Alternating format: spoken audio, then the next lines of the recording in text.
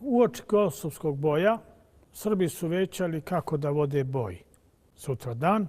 Onda je Vlatko Vuković, vojvoda koji je bio neverovatan vojskovođa, nijednu bitku nije izgubio u svojoj karijeri, je rekao: braćo, jedna sablja protiv 3 sablje ne može, nego da primenimo taktiku Aleksandra Velikog.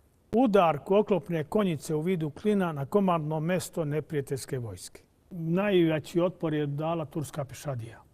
Turski podaci kažu: Miloš je oborio Murata kopljem sa konja. Murat je bio na konju, komandovao u boju. I ubio ga mačem belim kao mleko. Kada je Bejazid video šta mu se sprema i šta ga čeka, svi bubnjevi su svirali povlačenje, hitno povlačenje. I Bejazid se povukao u pravcu Prištine. Boj je završen.